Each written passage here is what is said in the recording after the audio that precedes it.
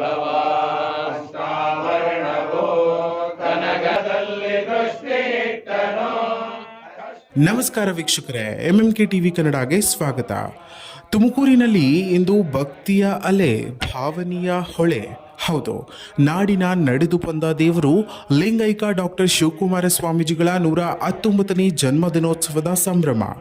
ಸಿದ್ಧಗಂಗಾ ಮಠದಲ್ಲಿ ಶಿವಕುಮಾರ ಶಿವಯೋಗಿಗಳ ಪುತ್ಥಳಿ ಉತ್ಸವ ಅದ್ದೂರಿಯಾಗಿ ಜರುಗಿದ್ದು ಭಕ್ತರ ಜಯಘೋಷದಿಂದ ಕ್ಷೇತ್ರ ಗುಂಜಿತು.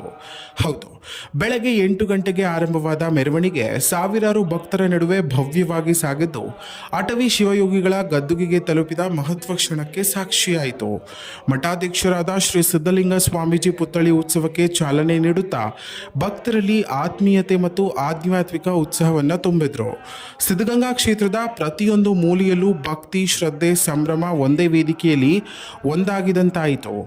ವಿವಿಧ ಮಠಗಳ ಮಠಾಧೀಶರು, ಸಾಧು ಸಂತರು ಹಾಗೂ ಸಾವಿರಾರು ಭಕ್ತರು ಭಾಗಿಯಾಗಿ ಶಿವಯೋಗಿಗಳಿಗೆ ಕೃತಜ್ಞ ನಮನ ಸಲ್ಲಿಸಿದ್ರು. ತುಮಕೂರು ಇಂದು ಕೇವಲ ಒಂದು ನಗರವಲ್ಲ, ಅದು ಭಕ್ತಿಯ ಮಹಾಕುಂಭವಾಗಿ ರೂಪಾಂತರಗೊಂಡಿದೆ. ಇನ್ನಷ್ಟು ಮಾಹಿತಿಗಾಗಿ ನಮ್ಮ MMK ಯೂಟ್ಯೂಬ್ ಚಾನೆಲ್ ಅನ್ನು ಸಬ್ಸ್ಕ್ರೈಬ್ ಮಾಡಿಕೊಳ್ಳಿ.